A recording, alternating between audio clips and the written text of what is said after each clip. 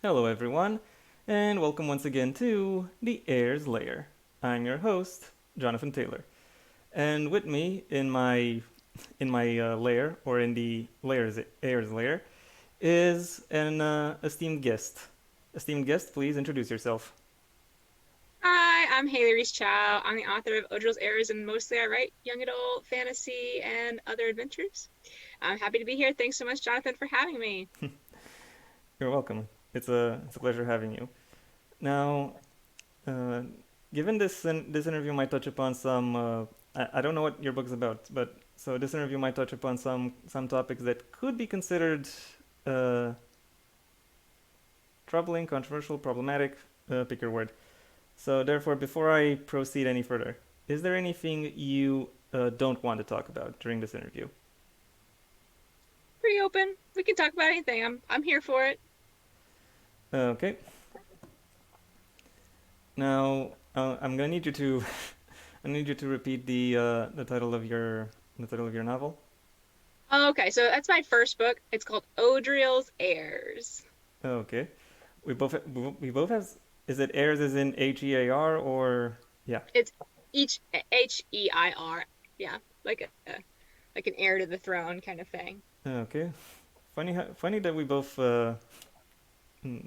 write not it's not just that we both write about heirs, though I might write in a more metaphorical sense about heirship. Spoilers. But also we're both YA fantasy writers who who delve after this topic. So I have to ask, what was your inspiration behind Audrey's Heir? Oh my goodness. So I wrote the first book when I was like 8 years ago now. And I really wanted to write a book about two young adults who were having this responsibility thrust upon them, in an epic, fantastical world. And, they have, and it's not easy, right? Being the chosen one is not glorious. It's bloody and it's sweaty and it's sad and it's hard. And I really wanted to show how that affects the two of them. And so, and with young adults, I think being an heir is actually a pretty common concept because how else does like the responsibility of such a big thing fall into young people, right? They are inheriting it. So that's kind of where the inspiration for that first book came from, is that I really just wanted to play with the pressure and the different concepts of having that responsibility. Okay, is your novel debut also your writing debut? So did you start writing long form fiction, or did you start with shorter form fiction? I actually started with the novel. So I started writing when I was between college and my first job, and I really didn't know what to do with myself. And I was reading books, and I just couldn't seem to find the book that I wanted to read. So I was just like, I'm just gonna write it. And it took me a long time after that to do something with it. At first, when I was like, when after I wrote it, I was like, that's it, I'm done. I wrote it. Everything's good now. And then years later, after I went back to school and got married and had kids, I was like, oh, I'm going to look back at this. And so I've written 8 or 9 books now. So, and I have done like some shorter fiction and some novellas and that kind of thing. But I'm still definitely like my heart is with the novel. You said you wrote 8 or 9 books so far. Are all of them slated to be published, or do you keep them, or do you want to keep them for yourself?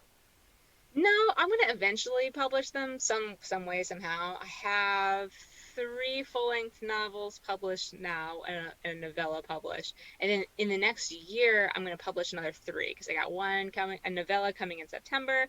Then I have the final book in that Odril's Air series coming out in February, and then actually I just signed my first publishing deal with a small publisher, and they're gonna publish my first young adult science fiction next summer. So it's gonna be an exciting year. And then I still have, like 2 more that are still in the revision phases and I'm still trying to shape up. Okay. Next question. Uh, given you did you did mention you give your world some some level of thought, as in how do young people get into positions of power. I have to ask, what are they holding positions of power over? Did you give their dominion or the world they are involved within any thought? And if so, how did the creation process go? Mm. So in the world of Odril's heirs, the legend is, a long time ago, this ancient demon necromancer attacked with his army of the undead, and three ordinary people stepped forward to challenge them. And then they were blessed with three gifts. So they had the gift of fire, the gift of shadow, and the gift of time, the gift which is healing, to pass on to their heirs to protect the world from this demon necromancer threat. So that's kind of where that came from. And actually, when I first wrote that at the time, I was in love with Avatar: The Last Airbender, and they're different elements, but I wanted to do it slightly differently. So they have this, we have this big, we call it the Dragon Air, and that sets fire. Basically, their task is to set fire to the lost, to the undead, and then you have your Shadow Air, and they're more of an assassin. Right, their actual task is to assassinate the demon necromancer. And then you have the Heir of Healing, the Heir of Time, who basically makes sure that heals the other two to make sure that they can continue this hugely impossible task. So those were mine different. I guess I wanted to go a little darker, right, than Avatar: The Last Airbender. I usually pitch Odril's heirs as Sabriel, which is another one of my favorite books from when I was a kid, and she deals a lot with the dead, uh, and in her magic system. So I wanted to have the dead kind of mixing with Avatar: The Last Airbender into like these three different groups, and they have also different kind of personality traits that come along with their abilities to they're supposed to have. So that's kind of where my mind went. I love. Some people don't really like comp titles, right? I love them. I'm like, oh my god, what if this and this had a baby and it was the best thing ever, right? Yeah. That's how my creation process goes a lot of the time. Okay. Well, you don't need to justify it to me because part of the magic system of my world is also based on Avatar: The Last Airbender. So Yay! yeah. So yeah, you're not gonna see any judgment from me. Do do any of your novels contain any notable deleted scenes, i.e., things you wanted to include but decided that you were better off not including? That's a good question. I've never been asked that question before, and I love it. So I will say, I don't think one of my books did have an alternate ending. I will say, I you know, it's funny. I'm an underwriter, so I actually don't end up cutting a lot of scenes, but sometimes I do change scenes or just change things completely. Like the first draft, it's funny because a lot of times my alpha readers will read that first draft, and then the final book will come out and they'll be like, "Whoa, that was that was not what the first draft was like." But I think the best example of this, a little spoilery, in the second book of Odril's Heirs, there is a character that dies, and it is it's tough. It kind of comes out of it's surprising to the reader. And in my first draft, and I knew from the moment I wrote that character that he was going to die, and but my first draft I couldn't do it. I was like, not yet. So there was a version, the alpha readers read a version where he survived, and then I was like, I'm sorry, that's not how it really is gonna go. And so in the second draft, I did what was needed, what was supposed to be done, and my husband still refuses to read that one. He's like, "That's not fair. I know I'm not reading that." Lovely. We now get to the flip side of that question. Namely, is there any scene you thought that you were better off not writing, but then decided, you know what, this actually fits here, so I'm gonna write it? Hmm. Yeah. Let's see. I'm trying. I'm sure there's probably a lot of instances of that. Most recently, I guess I'm thinking of Time's Orphan, my third book right now, because sometimes when I read, and I love one of my processes is that I get a lot of beta readers and critique partners to read through my work and give me suggestions. And sometimes I feel like you don't see something that needs to be there until like the third or fourth read. It is mind boggling to me, but I'm like on whatever, the fourth or fifth read, and I was reading it, I was like, something is missing, like right here. And they had said it was missing, but I was trying to be like, what is it? What is it? And I finally was like, oh, this is too easy. Like, and I feel like that is probably what I look back, what I add most to my first drafts is more adversity, making everything harder. I remember in one in Night of Ash, which is the novella that's coming out in September, one of my critique partners was like, "Hey, I think this needs a little more here. Like, do you think she can, do more? Like, maybe she can win something?" And I was like, "No, she's gonna lose harder." And he's like, "Oh yeah, that works better." And so I was like, "We're just gonna make them lose harder." so, so that's I feel like what the big changes that come is like we're gonna make them hurt more, which I think is more difficult in the first draft, right? You're just trying to figure it out, and on the second draft you really get that balance. Yeah, I think the biggest problem with that perspective is power scaling, because realistically, your characters only have to be powerful enough to where they can hurt each other. Anything beyond that is kind of unnecessary. So really figuring out what it takes for what it takes for them to make them um, formidable but still defeatable is kind of a it's kind of a difficult balance to really strike. Yes, absolutely, absolutely. Oh, it can so hard because you don't want to get them in a situation where they're in the room with someone else that would just kill them, and you have to come up with a reason why they don't, right? So yeah, definitely, I feel that. Okay. Next question. This one could be a two-parter, but I'm just gonna pose it as one question. Is there any aspect of writing that you either dread or or let's say uh, favor? So what do you like to write most, and what do you like to write least? Mm-hmm. It's funny for me. It's less like the stage and more beginning anything. Like beginning that first draft, dread. And actually the first chapter in general, dread. I always have this moment before I start a first draft or before I start a revision or any draft where I'm just like, I start to have this massive imposter syndrome where I'm like, I can't do this. This is going to be horrible. I'm going to read it and I'm just going to be like, what the trash is this? And so I have that moment before every single one. And I think the worst part I think is definitely that first chapter for sure. When I don't know the characters yet too, so I'm struck because I kind of on my first draft I'm getting to know the characters, and it's really not till the second draft that I really flesh them out. So really starting that first draft is probably that first chapter. That first draft is what's hardest for me. I really do love revision, and I love once I'm in the middle of that draft when it's just flowing. I'm like, oh yeah, but yeah, that first draft and or looking back at it for the first that at the draft after that first revision after it's been resting for a while, and I'm just positive it's going to be terrible, and then it never is, right? It's always good.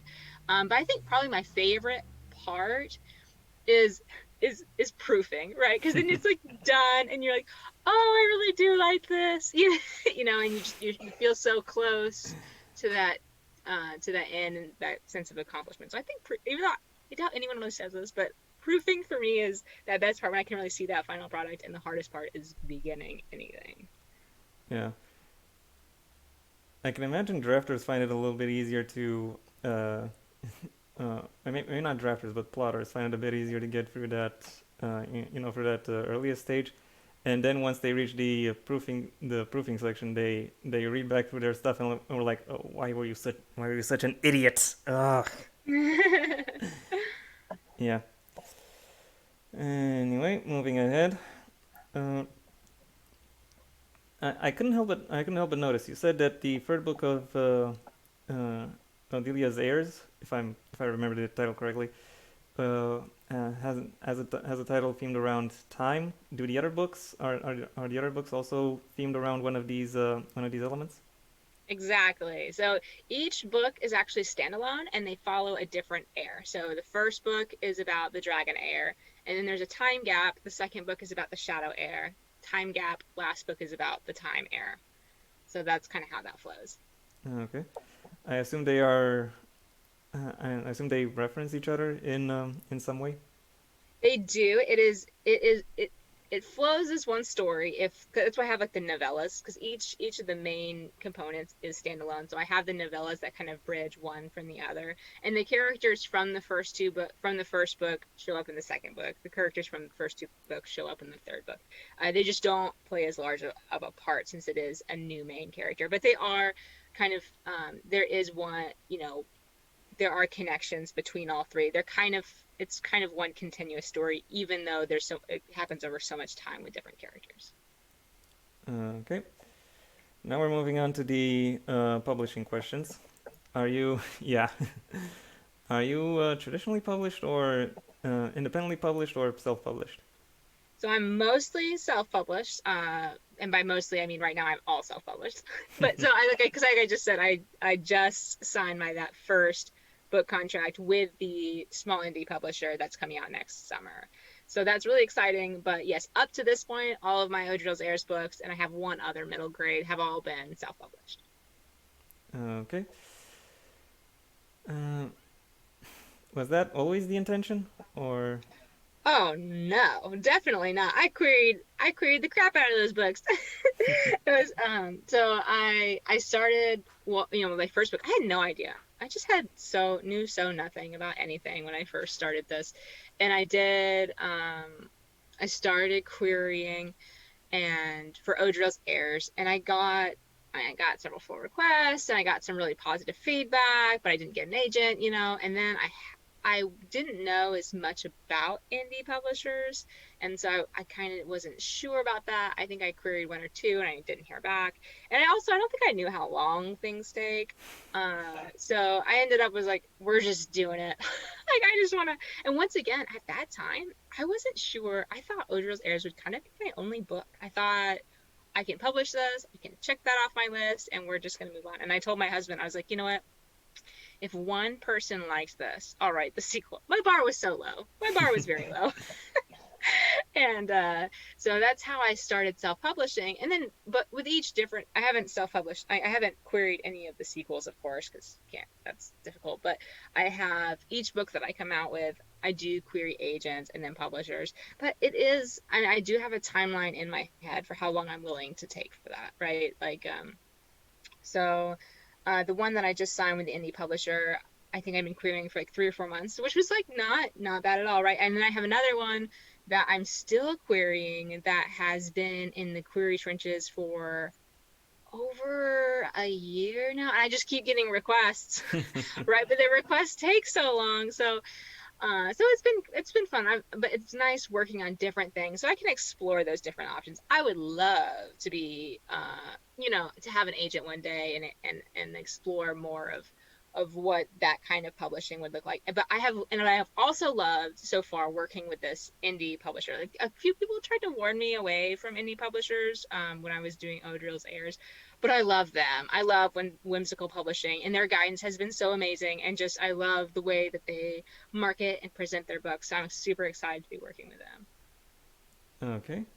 Uh, I'm happy for you.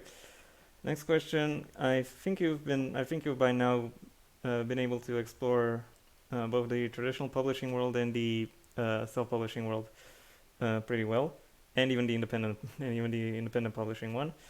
So I'm gonna have to ask: were any of your pre-existing ideas about publishing with either of these entities been proven true or false? You know, self-publishing, once again, like I came into this with like a blank slate, right? I'm an engineer. I was never part of this like publishing world. This was all brand new to me, coming in here with like owl eyes, being like, what? I think what has just surprised me is how amazing people, like how amazing some self-publishers are. Like how amazing they can make their book. Like the amount of talent in the self-publishing world is just like mind-boggling. And then on the other side, sometimes sometimes I read both, right? I read self-publishing and I read traditional. I read across the spectrum. I read everything. And sometimes I'll read a traditionally published book and I'll be like this one, like like yes, someone picked this one. And I'll even, and my mom knows that I read across those, and I talk to her about books a lot. So I'll be describing a book and I'll be like, and then this happened, and I cannot believe this, and like, why would you, and she's like, oh, and she's like, she's always like, oh, is this a self-published book or a traditional book? And she can't tell, by the way that I describe a book, whether I'm raving about it or whether I'm praising it. She can never tell, and I feel like that is what has surprised me, is that there a lot of times it is so hard. It is so hard to tell between or you really can't tell. There is no telling. There's no that between the talent of self-publishing and the talent of traditional. They're just two different paths. And I've really enjoyed self-publishing too. I mean, the control. I feel like going into self-publishing, I was definitely like, I have the power. Like that. That was a pretty cool. I didn't know, because I guess when I came in, I didn't even know I could do all that stuff. I didn't know that I could go get a cover and I could get an editor and I could get and I could do it all myself. So that was pretty amazing. I don't know. The whole process was like very empowering. I like that a lot. Yeah. You also hear that in some discussion spheres online generally about how a book being traditionally published doesn't really say much about its quality. Regrettably, some of that comes from man babies who complain that their books with male protagonists can't get featured because I don't know, SJW was ruined publishing or something like that. But yeah, that's not the case. Right. I mean, I was just talking to my friend because I critique I have a lot of critique partners and I have a lot of beta readers, and I mean there have been some times like and most of my beta readers and critique partners, when we swap, they're querying too, and there have been sometimes I've been like, this is amazing. Like this person, I have definitely been like, this is totally gonna be picked up. Like it can't not, and then it does it, and you're and I and it's just like it has to be the right eyes at the right time. It's just it's kind of like I heard someone refer to it as like a lottery. Like querying is like buying a lottery ticket almost, or even self-publishing is like a lottery ticket. You just don't know what people are going to connect with or not. So, just write your book and put it out there and enjoy the journey, right? That's what I'm all about, enjoying the journey rather than destination. Yeah, I agree. That's kind of good advice in general when you're looking for something to do. With your time, with your effort, and with your passion, and invest it where you find the process more interesting than the result. Yes, exactly. Okay. Next question. You did say that you have a lot of critique partners and beta readers and the like. So I have to ask, how did they how did they in general receive your efforts, particularly your final efforts? Was it everything you hoped for, or were there some teachable moments (TM) sprinkled among the sprinkled among the reactions? For like definitely for my critique partners have had a ton of have given me so many teachable moments. So my critique, I usually, and my alpha readers too. My alpha readers are really just like my close family and friends who I trust with that like really awful first draft, and they have legit told me, been like, man, the first 20% of this was rough. And I was just like, oh, and then my critique partners have taught me so much just about story craft and about character build, and because they have their own strengths, right, that they bring to the table. And I love that with every critique partner I have, they are looking at it with a different way and having a different perspective. So many teachable moments there. As we get closer to beta readers, they're seeing more of the final draft, so their feedback is usually more favorable and less teaching, which is good, right? We want less teaching as we get towards that final product, but they have caught it's always amazing what they still catch after 5 or 6 or 7 people have read it, and they're still catching things that you're like, oh yeah, that needs to change. So I feel like I have had a lot of teachable, and then you do have those data readers that are really just there for the favorable, who really just have like a lot of favorable responses, which is also, I need that too. I need that. I need that like encouragement, right? That's always nice to have. But I mean, and then you get to reviews, right? And I've had unfavorable reviews that I've also learned a lot from. Like I've seen unfavorable reviews where I was like, you know, you're right, and that's something I still need to grow and work on, and which is good, right? I do like having even that feedback, that helpful constructive criticism that helps me grow. Okay. Next up, you already mentioned that you already actually mentioned this, that you have friends and family as alpha readers.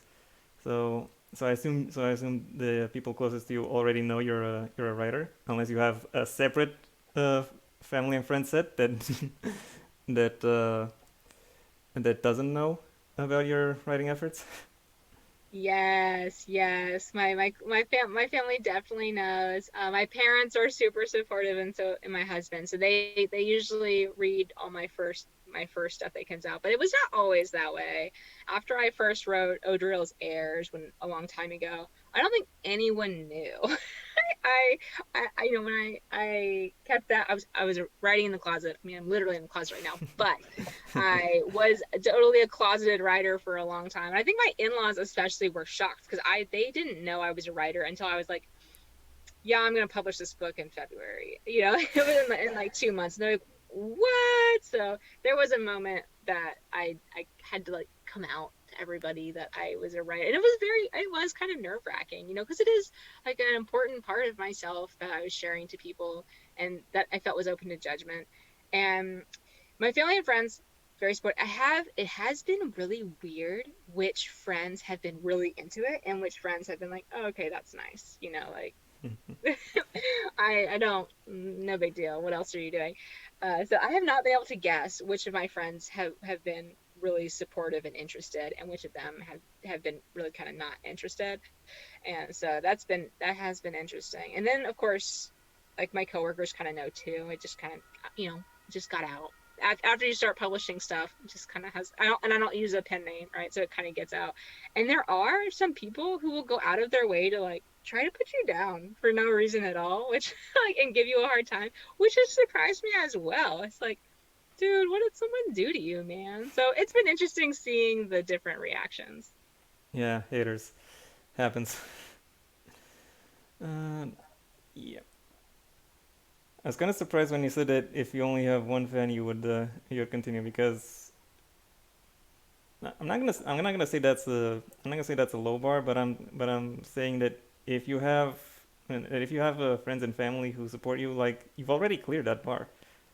Oh yeah, I did. Sorry, I did say one stranger. I did tell my husband one Ah, stranger. It had to be a stranger. I didn't know. okay. Next up, has working on the release of your debut or your books in general taught you anything that you want to do differently with your with your following next or subsequent releases? I'll never do a sequel again. So so you're Which, so you're stuck with standalones from now on. yeah, I don't. Oh, I didn't really like sequels. I felt even though mine were kind of standalone, and I really like the thought that you have these established characters and you have these established worlds, so there's kind of less effort that goes into it. I felt like there was a lot more pressure. And I felt really conflicted between how much needs to how different can this be from the first book versus how much do I need to kind of try to replicate the feel or the themes of the first book. So I really did not like that. And I also didn't like the idea of, if you've ever noticed in a series, the sequel will always have, almost always have less readers or less than the first book, right? Because really Oh yeah. you're only catering to the fans of that first a subset of the readers of that first book, and I didn't like that idea at all. I was like, and I just had so many ideas. I have like I while I really have enjoyed working on this series, and it has been an amazing adventure that I never thought I would actually do. I really want to explore new worlds, right? I want to explore new worlds and new characters and new adventures. So that was a surprise for me that I probably will not go back to sequels again, at least as a self-published writer. That's something I also notice as a YouTuber that I sometimes do Uh, I sometimes do mini series of videos where I talk about the same thing for like 8 or 9 videos or something like that, or sometimes just free. And you'll notice that the first video gets a lot of views and the next one's not as many. But then there is something really weird where uh, let's say video number 6 gets viewed by twice as many people as video number 5, and you're like, wait, what? How did that happen? Like, what makes that one more interesting than that one? Why do more people click on it? And yeah, Right. try to decipher that. That's interesting. Yeah, that's interesting. Wow. Okay, we're almost done here, before that, before we close, of all the questions I've asked you over the course of this interview, is there any you would want me to answer?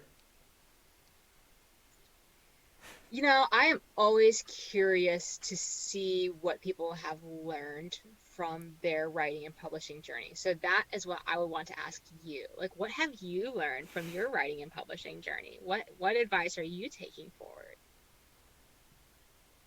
Uh, I think the main advice I'm going to try to work into the publishing process for my sequel is is to get everything that is not connected to the writing done, at least somewhat earlier. So don't look for beta readers when it's ready to be shipped off to beta readers. Look for them before that. Same for editors, same for artists, same for publishing opportunities. Like my uh, when I made that decision to finally publish the book, it took me a month to publish, and a month really is not enough. Was really not enough to build the kind of hype that I really would have wanted and would have really benefited from. So yeah, next time I'm gonna try to get the train going uh, a little sooner and a little faster, or a little bit more intensively going forward. So yeah, that's pretty much the main lesson I've extracted from the release of my debut. Nice, awesome. Yeah, definitely. I totally feel that. I had no idea myself, like how long editors' schedules went out and how long cover artists, that process took. I agree. That is an eye opener. Okay, and now last question: is there any link or platform where people can most directly find you? Oh my gosh, I'm always lurking on Twitter. I'm at Hayley Reese Chow on Twitter, and I'm there way too often. So absolutely, always free. Always feel free to reach out. But I'm kind of around. I have a website, HayleyReeseChow.com, where I try to publish self-publishing tips as well on my process, to kind of the things that I wish that I had known when I first started, to try to help other people, as well as book reviews and stuff about updates on my books and publishing journey. But you'll see that on Twitter too. So Twitter's the place. I'm on TikTok and Instagram as well, but I'm really just goofing off. So at Hayley Reese Chow, at Hayley Reese Chow on Twitter, and yeah, I absolutely love talking to people. Okay, well, thanks for talking to me. Thanks for coming on and answering my questions. Thanks so much, Jonathan. I had a great time. Thanks for having me. You're welcome, and thank you to everyone who has been watching so far. Your attention is most welcome. If you've enjoyed this video, then please leave a like, maybe even share this video wherever you think other people will like it as well. If you have anything you'd like to add to what we've just said, the comment section awaits your input. And if you want to see when my next video gets released, well then please subscribe. Ideally also ring the bell or do whatever else YouTube will ask of you. My own book, Heir to the Empire: The Next Generation, is available under a master link in the description down below, right past my social media, which I also suggest you check out should you feel so inclined. But check out Hayley first. she's got a little bit more mileage here. Anyway, until next time, I am Jonathan Taylor, and this has been the Heir's Lair.